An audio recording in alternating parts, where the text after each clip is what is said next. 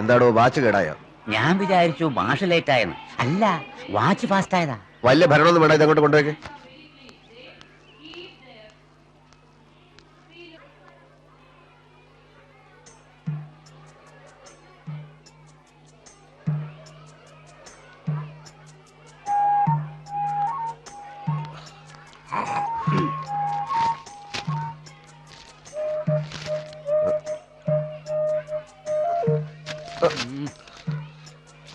ഇന്നലെ ഉറങ്ങാൻ കുറച്ചു വൈകി. വായനശാലയുടെ വാർഷിക റിപ്പോർട്ട് തയ്യാറാക്കാനുണ്ടായിരുന്നു. പിന്നെ അസോസിയേഷന്റെ അത്യാവശ്യമായ ചില കത്തുകൾ. പിന്നെ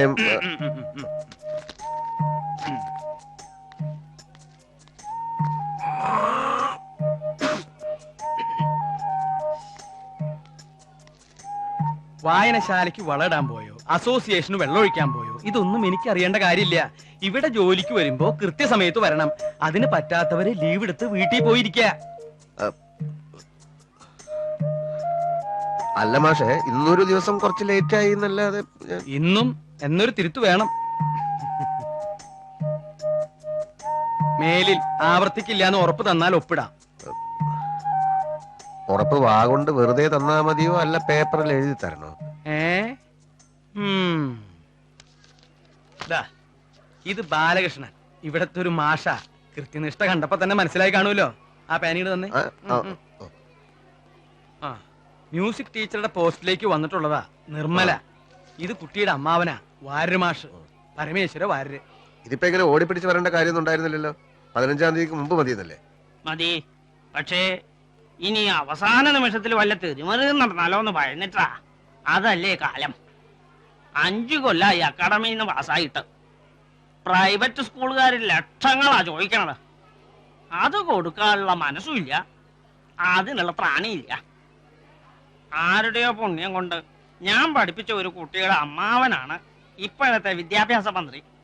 അങ്ങേരുടെ ഒരു ഉത്സാഹത്തിലാ ഇതിപ്പോ ഇങ്ങനെയൊക്കെ വന്ന് ഭവിച്ചത്. അപ്പോയിന്റ്മെന്റ് ഓർഡർ കിട്ടിയപ്പോ കൂടുതലൊന്നും ആലോചിച്ചില്ല. പെട്ടിയും കിടക്കയും എടുത്ത് ഇങ്ങോട്ട് പോന്നു. ഇനിയിപ്പോ കുട്ടിയതാ ഇവിടെ ഏൽപ്പിക്കാം. ഞാൻ പോവാ. സമാധാനായിട്ട് പോയിക്കോളൂ. ഇയാൾക്ക് ഇവിടെ ഒരു ബുദ്ധിമുട്ടും ഉണ്ടാവില്ല. പരിചയമില്ലാത്ത സ്ഥലം, പരിചയമില്ലാത്ത ആളുകള്, താമസിക്കാനൊരു സ്ഥലം കിട്ടുവോ? ആഹാര കാര്യങ്ങൾ എങ്ങനെ? അങ്ങനെ പല പല ശങ്കയുണ്ടായിരുന്നു. നന്ദിയുണ്ട്, വളരെ വളരെ നന്ദിയുണ്ട്. എന്നാ പിന്നെ ഷിബു, എന്നാ മോളെ ആ സാധനങ്ങളൊക്കെ എടുത്ത് സ്റ്റാഫ് റൂമിൽ കൊണ്ടുവയ്ക്കുക.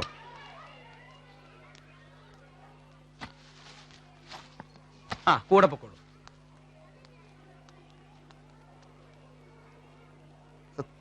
പുറമേന്ന് ആരെങ്കിലും കാണാൻ വരുമ്പോ ആളാവുന്ന സ്വഭാവം സാറിന് പണ്ടേ ഉള്ളതാണല്ലോ.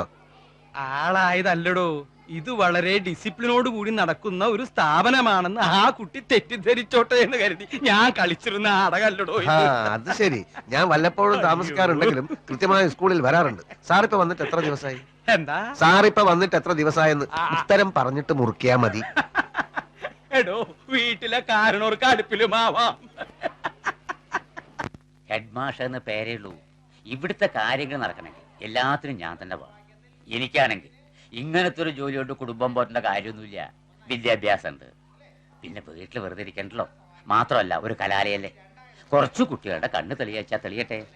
നമ്മളെ കൊണ്ട് പറ്റത് നമ്മൾ ചെയ്യാം. അതാ എന്റെ പോളിസി. ടീച്ചറിനോളൂ, എനിക്ക് അങ്ങനെയൊന്നുമില്ല. കുട്ടികൾക്ക് മാഷന്മാരെ വലിയ പേടിയൊന്നുമില്ല. പക്ഷേ എന്റെ തലവട്ടം കണ്ടാൽ അപ്പാപ്പെടുക്കും. എന്തുകൊണ്ടാ? ജോലിയോടുള്ള ആത്മാർത്ഥത. അല്ല, ഞാനിവിടുത്തെ ചുറ്റുപാടുകളൊക്കെ ഒന്ന് പറഞ്ഞു കൊടുക്കായിരുന്നു. മുഴുവനും പറഞ്ഞു കൊടുത്തോ? മുഴുവനും വിട്ടു കൊടുത്തിട്ടില്ല. ഇനി സമയമുണ്ടല്ലോ. ബാലന്മാര് താമസിച്ചോണ്ട് നമ്മുടെ PTA ക്ലാസ്സിലേക്ക് വിട്ടിട്ടുണ്ട്. അങ്ങനെ ആ പിള്ളേരെ ഒരു വഴിക്കാക്കണതിന് മുമ്പേ വേഗം ചെല്ലാൻ നോക്ക്. അത് ഞാൻ നോക്കിക്കോളാം. താനൊരു കാര്യം ചെയ്യും, ഒരു ചായ വാങ്ങിച്ചോണ്ടോ. ഇപ്പോഴോ? പിന്നല്ലാതെ. ടീച്ചർക്ക് ഇപ്പൊ വേണ്ട, എപ്പ വേണമെങ്കിലും പറഞ്ഞാൽ മതി. നമ്മുടെ പ്യൂണാ. ആ കുപ്പി നന്നായി കഴുകിയെടുത്തിട്ട് പോടോ. എവിടെയാ ടീച്ചറുടെ നാട്? പയ്യന്നൂരാ. ഓഹോ, പയ്യന്നൂരെന്ന് പറയുമ്പോ സഖാവ് മാണിക്കോത്ത് കാണാറുണ്ട്. അവരുടെ അടുത്താ. ഓഹോ, ഇനിയിപ്പോ ടൈം ടേബിൾ മാറ്റി എഴുതണം. നാളെ തുടങ്ങാൻ ക്ലാസ് ഒക്കെ. ഇന്ന് മറ്റു മാഷന്മാരെയൊക്കെ പരിചയപ്പെടാം. ഒരു യാത്ര കഴിഞ്ഞ് വന്നതല്ലേ, റെസ്റ്റ് എടുത്തോളൂ. എനിക്ക് ക്ലാസ് ഉണ്ട്. എന്താ നിൽക്കുന്നത്? ഇരിക്കാൻ വല്ല ബുദ്ധിമുട്ടുണ്ടോ? അപ്പൊ ഇരുന്നോളൂ.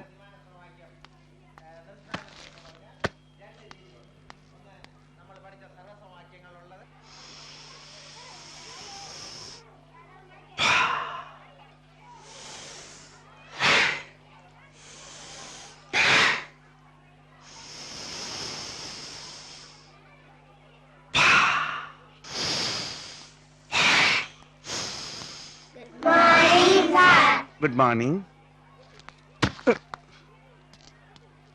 Good morning. ബാലമാഷി ഇനിയും താമസിച്ചു വരുമല്ലോ, അന്ന് ബാക്കി അഭ്യാസം.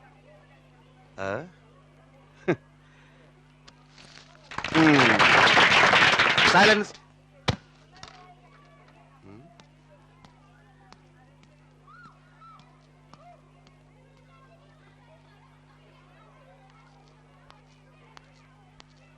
യോഗാഭ്യാസം.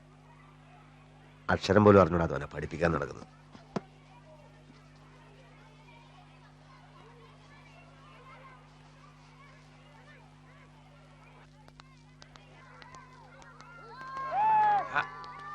കിട്ടും. കുട്ടികൾക്ക് എന്നെ വലിയ പേടിയാ.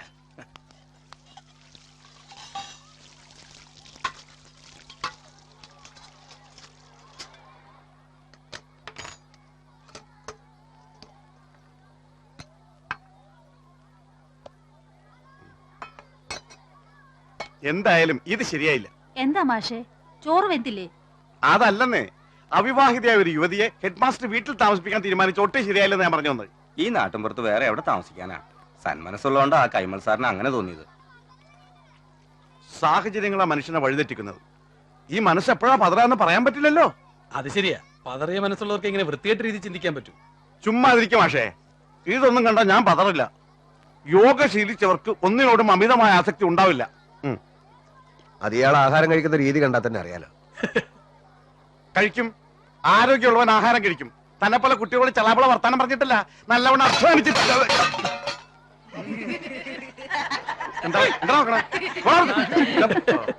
ബുദ്ധമതം സ്വീകരിച്ചതിന് ശേഷം അശോക ചക്രവർത്തിയിൽ അത്ഭുതകരങ്ങളായ മാറ്റങ്ങളുണ്ടായി. ഒരു രാജാവിന്റെ എല്ലാ സുഖഭോഗങ്ങളും വിനോദങ്ങളും അദ്ദേഹം വേണ്ടെന്ന് വെച്ചു. രാജാവിന്റെ പാചകശാലയില് ക്രമേണ ഈ മാംസഭക്ഷണം വേണ്ടെന്ന് വെച്ചു. എന്ന് വെച്ചാൽ നമ്മൾ ഈ മാംസഭക്ഷണം എന്ന് പറയുമ്പോൾ ഈ പക്ഷികളെയും മൃഗങ്ങളെയും ഒക്കെ കൊന്നിട്ട്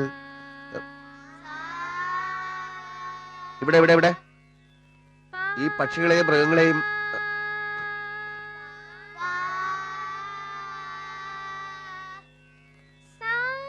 ഇവിടെ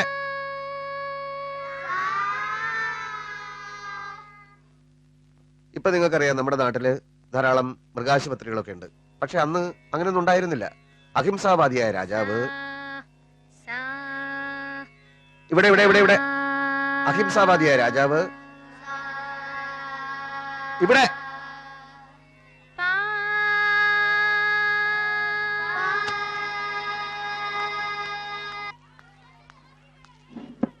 എനിക്ക് ക്ലാസ് എടുക്കാൻ പറ്റില്ല. തൊട്ടപ്പുറത്ത് കിടന്ന് കാറല്ലേ താറാക്കൂട്ടത്തിന് കല്ലെറിഞ്ഞ മാതിരി.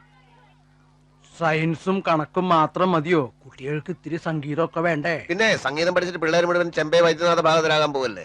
ചെമ്പയും വൈദ്യനൊക്കെ അവിടെ നിക്കട്ടെ. ആ പാവം കുട്ടിക്ക് ഒരു പണി കിട്ടിയതല്ലേ, അതൊരു വഴിക്ക് നടന്നോട്ടോ. ഓ നടന്നോട്ടെ, ഞാൻ ലീവ് എടുത്തോളാം.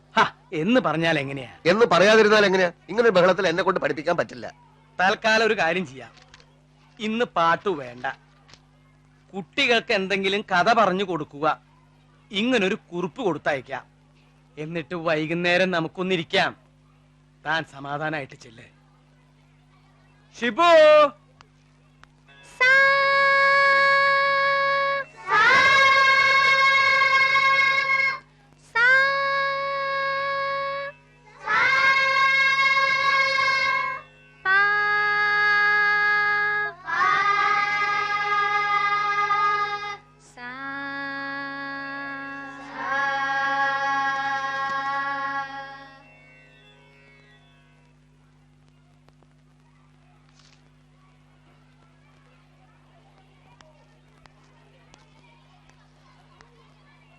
അപ്പോൾ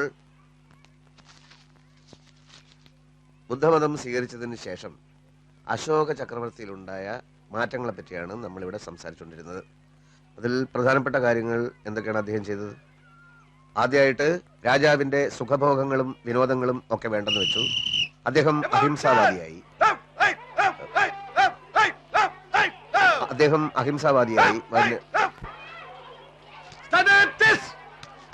Attention! Exercise begin! 1, 2, 3, 4, 5, 6, 7,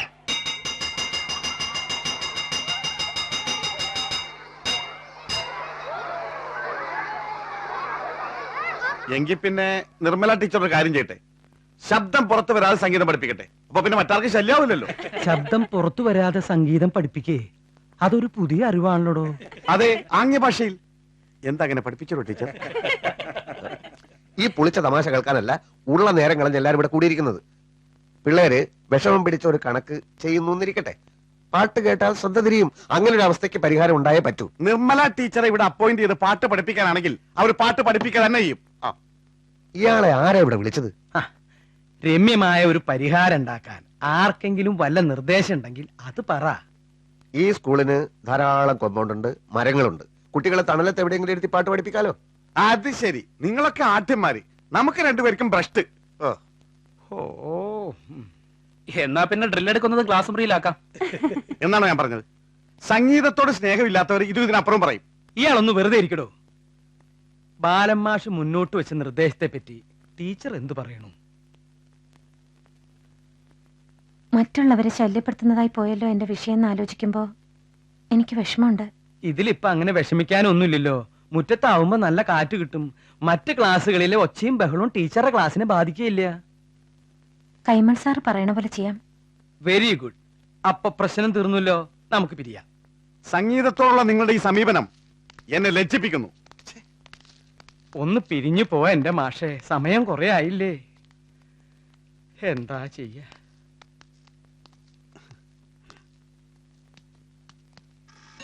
എന്ന് പറയുന്നതാവും ശരി. ഇന്ന് ബുദ്ധിമുട്ട് തോന്നിയോ? ബുദ്ധിമുട്ട് ഇല്ല. എന്തേ? അല്ല, കുറെ കൂടെ മാറ്റി ക്ലാസ് മതിലിന് പുറത്തേക്ക് ആക്കണോന്ന് അറിയാൻ വേണ്ടി ചോദിച്ചതാ. അതിന്റെ ഒന്നും ആവശ്യമില്ല. കൈമൾ സാർ പറഞ്ഞതുപോലെ സംഗീതം പഠിപ്പിക്കാൻ തുറന്ന സ്ഥലം തന്നെയാ കൂടുതൽ നല്ലത്.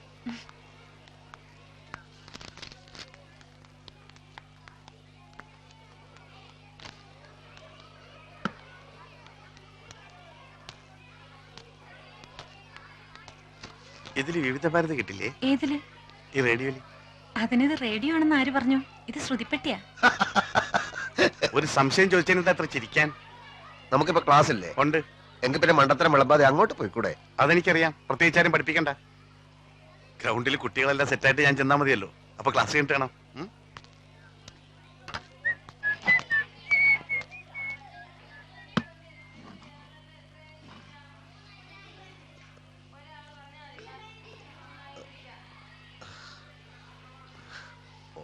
ഞാൻ ശ്രദ്ധിക്കായിരുന്നു, ഒരാൾ പാടിക്കൊടുക്കുന്നത് എങ്ങനെയാ മറ്റുള്ളവർ അതേപോലെ പാടുന്നേ? കുട്ടികളാവുമ്പോ പാട്ടിനോടൊരു വാസനയൊക്കെ ഉണ്ടാവും. അതുണ്ടാവും. എന്നാലും പാട്ട് പഠിച്ചു തുടങ്ങാൻ ഏത് പ്രായം നല്ലത്? ചെറിയ പ്രായത്തിൽ പഠിച്ചു തുടങ്ങുന്നതാണ് ഉറക്കാൻ നല്ലത്. എന്താ മാഷക്ക് പഠിച്ചാ കൊള്ളാൻ തോന്നുന്നുണ്ടോ? എനിക്ക് ആ പ്രായമൊക്കെ കഴിഞ്ഞു പോയില്ലേ. എന്നാലും ഒന്ന് ശ്രമിച്ചു നോക്കണം, നല്ലതാ. അപ്പോഴേ അതിന്റെ ബുദ്ധിമുട്ട് മനസ്സിലാവുള്ളൂ.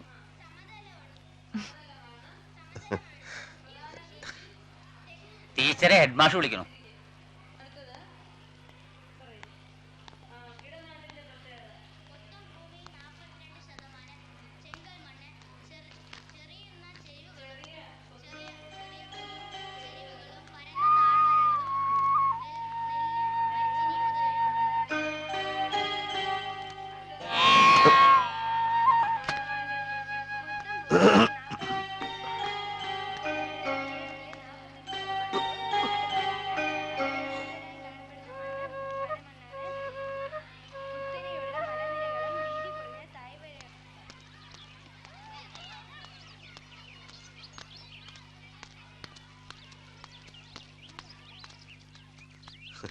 ഞാൻ വായനശാലയിലേക്ക് പോവുക. ജനറൽ ബോഡി മീറ്റിംഗ് ഉണ്ട്. വായനശാലയുടെ സെക്രട്ടറി ഞാനാ. ടീച്ചർക്ക് ഞങ്ങളുടെ നാടൊക്കെ ഇഷ്ടപ്പെട്ടോ? ആ, നാട് കൊള്ളാം. എന്ന് വെച്ചാൽ നാട്ടുകാർ കൊള്ളൂലെന്നാണോ? എന്ന് ഞാൻ പറഞ്ഞില്ലല്ലോ. ധ്വനി ഉണ്ടായിരുന്നു. ഏയ്, അതുപോട്ടെ, ഒരു കാര്യം പറയണമെന്ന് വിചാരിച്ചിരിക്കായിരുന്നു. ഇത്തവണത്തെ ഓണാഘോഷം ഗംഭീരമാക്കാനാണ് ഞങ്ങളുടെ പരിപാടി. ടീച്ചർക്ക് സ്റ്റേജിൽ പാടാൻ ഒരു ചാൻസ് തരട്ടെ. ഞാനാണല്ലോ സെക്രട്ടറി. താങ്ക്സ്. അത് വേണ്ട. അതെന്താ? അത് ഓണം വെക്കേഷൻ ഞാൻ നാട്ടിൽ പോവും. അല്ല, ഇത്തവണത്തെ ഓണം ഇവിടെ ആകുന്നത് കൊണ്ട് എന്താ കുഴപ്പം? എന്റെ നാട്ടിലായാലും എന്താ കുഴപ്പമുണ്ടോ? അതില്ല. ടീച്ചറിന്റെ വീട്ടിൽ ആരൊക്കെ ഉണ്ട്? എന്റെ വീട്ടില് അന്ന് വന്നൊരു അമ്മാവനില്ലേ, ആ അമ്മാവനുണ്ട്, അമ്മയുണ്ട്, അമ്മായി മക്കളും ഉണ്ട്. അച്ഛൻ? അച്ഛൻ സന്യാസിയാ. സന്യാസിയോ? ആ, ഇപ്പൊ ഏതോ ആശ്രമത്തിലുണ്ട്. അച്ഛൻ അത്രക്ക് ആത്മീയവാദിയാണോ? ആത്മീയവാദിയായിട്ടൊന്നുമല്ല, പ്രാരാബ്ദങ്ങൾ ഏറ്റെടുക്കാൻ വയ്യാത്തോണ്ടാ. ഓഹോ, എല്ലാവരുടെ ജീവിതത്തിൽ ഉണ്ടാവും പ്രാരാബ്ധത്തിന്റെ ഒരു കാലഘട്ടം. എന്റെ ജീവിതത്തിൽ ആ ഘട്ടം കഴിഞ്ഞു. ഇപ്പോ ഒന്ന് സെറ്റിൽ ചെയ്യാം എന്നായിട്ടുണ്ട്. ഏതായാലും ടീച്ചറിന്റെ ഈ തുറന്ന മനോഭാവം എനിക്ക് വളരെ ഇഷ്ടമായി. ഇപ്പോഴത്തെ പെൺകുട്ടികൾക്ക് ഇല്ലാത്തതാണിത്. എന്തോ ടീച്ചറിനെ പറ്റി കൂടുതൽ അറിയാനും സംസാരിക്കാനും ആഗ്രഹം തോന്നുന്നു. ആട്ടുംകാട്ട് ഇട്ടാ പോരാ, ചാണിടണം. അല്ലെങ്കിൽ ടീച്ചർ നടന്നോളൂ. എനിക്ക് ഇവിടെ ഒരു സ്ഥലത്ത് വായനശാല അവിടെയല്ലേ? വായനശാലയിലേക്ക് നാളെ പോയാലും മതി. അപ്പൊ ജനറൽ ബോഡി മീറ്റിംഗ് ഞാനാണല്ലോ സെക്രട്ടറി. മീറ്റിംഗ് മാറ്റാം. പുഴുക്കേട് ഉണ്ടെങ്കിൽ വെട്ടിക്കളയടോ.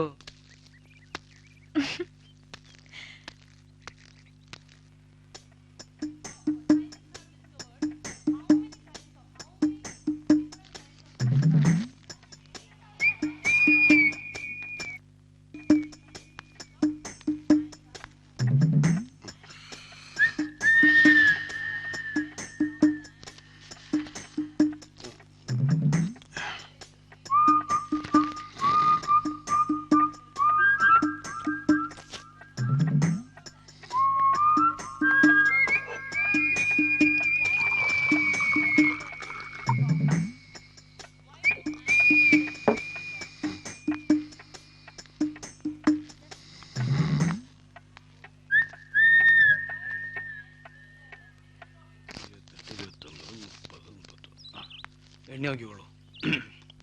എന്താടോ പതിവില്ലാതെ ഈ വഴിക്ക്? ഞാൻ പറഞ്ഞില്ലേ, മരുമോന്റെ വീട് പണി നടക്ക ടൗണിലേ. നേരിട്ടൊരു കണ്ണ് വെച്ചില്ലെങ്കിൽ അറിയാലോ. നാളെ എന്തായാലും സ്കൂളിലേക്ക് ഒന്ന് ഇറങ്ങണമെന്ന് ഞാൻ ഇപ്പൊ കുഞ്ഞോട് പറഞ്ഞേ. താൻ ഇങ്ങനെ പിണങ്ങിയിരുന്നാ എങ്ങനെയാ? താൻ അവിടെയുള്ളതല്ലടോ എന്റെ ധൈര്യം. ഒന്നുകിൽ ആ തടിമാടനെ അവിടുന്ന് പറഞ്ഞു വിടാനുള്ള വഴി ആലോചിക്കണം, അല്ലെങ്കിൽ ആ മൂരിക്ക് മൂക്കയാടണം. ആരുടെ കാര്യ താനീ പറയണേ? ആ തീറ്റി പണ്ടാരം പീട്ടി മൂക്കുമുട്ട തിന്നുക, സ്റ്റാഫ് റൂമിൽ ഇരുന്ന് ഉറങ്ങുക, മറ്റു ടീച്ചേഴ്സിന് ശല്യം ഉണ്ടാക്കുക. ഉറങ്ങണ ആളെ എങ്ങനെയാ ശല്യം ചെയ്യണേ? ഉറങ്ങാന്ന് വെച്ചാൽ ഇടക്കിടക്ക് ഉണരുമല്ലോ, അതൊരു ശല്യല്ലേ? ഏതായാലും നാളെ ഞാൻ അങ്ങോട്ട് വരുന്നുണ്ട്. ഒന്ന് പേടിപ്പിക്കാം. കുറച്ചു ദിവസത്തേക്ക് ഒരു സമാധാനം ഉണ്ടാവും. ഭഗവാനെ, ഭക്തവത്സല കാത്തുരക്ഷിക്കണേ.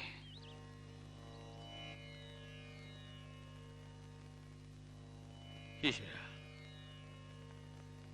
കയ്യിലേന്തിയ വിളക്കിനേക്കാൾ പ്രകാശപൂർണമായ ആ സാന്നിധ്യം എന്നെ സ്വപ്നം കാണുന്നവനാക്കി.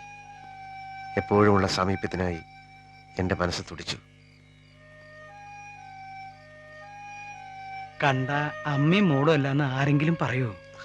നിർമ്മല വന്നേ പിന്നെ കുഞ്ഞിക്ക് സ്വർഗം കിട്ടിയ മാതിരിയാ.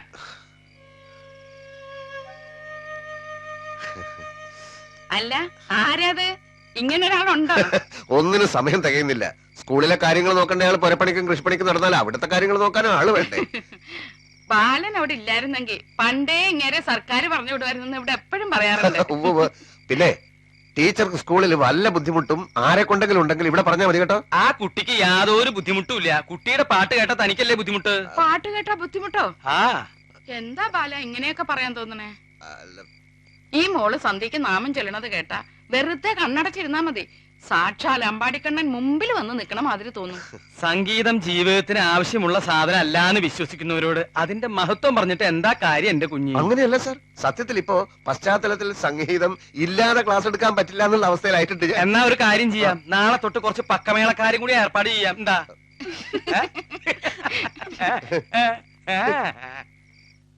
ആ നിമിഷത്തിന്റെ നിർവൃതിയിൽ ഞാൻ ഒരാവണി തെന്നലായി മാറി. ഇതെന്ത് പറ്റി? ഏ? അല്ല, ഇന്ന് എന്ത് പറ്റിയെന്ന്? നീ കുറച്ചു കാലം സംഗീതം പഠിച്ചില്ലായിരുന്നോ? അതെ. പിന്നെന്താ നിർത്തിക്കളഞ്ഞത്? ചേട്ടൻ പറഞ്ഞിട്ട്. ഞാനങ്ങനെ പറഞ്ഞോ? ആ. പറയാൻ പാടില്ലായിരുന്നു. ഏ? സംഗീതത്തിന്റെ വശ്യത തിരിച്ചറിയാൻ വൈകിപ്പോയതാണ് എനിക്ക് പറ്റിയ തെറ്റ്. നിനക്ക് ഇനിയും സംഗീതം പഠിക്കണമെന്ന് മോഹമുണ്ടോ? ഇനി അതിനൊക്കെ കാശ് ചെലവാക്കിട്ട് വല്ല കാര്യമുണ്ടോ? കാശ് ചെലവില്ലാതെ പഠിക്കാൻ സാധിച്ചാലോ? അതെങ്ങനെ? അത് ദൈവം കനിയണം. ദൈവം കനിയുമെന്ന് വിചാരിക്കാം, അല്ലേ? ദൈവം ഫ്രീ ആയിട്ട് ഇവിടെ വന്ന് സംഗീതം പഠിപ്പിക്കുമെന്നാണോ? ദൈവത്തിന് മ്യൂസിക് അത്ര വശമില്ല. ചിലപ്പോ വേറെ ആളിനെ അയച്ചേക്കും. ആരെ? തൽക്കാലം ഇത്ര അറിഞ്ഞാ മതി.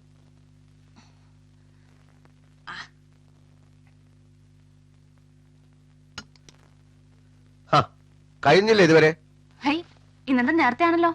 ആ, ഇന്നിത്തിരി നേരത്തെ പോകേണ്ട ദിവസമാണ്. കഴിക്കാൻ എടുക്കട്ടെ? വേണ്ട, കഴിക്കാൻ നിന്നാലേ ശരിയാവില്ല.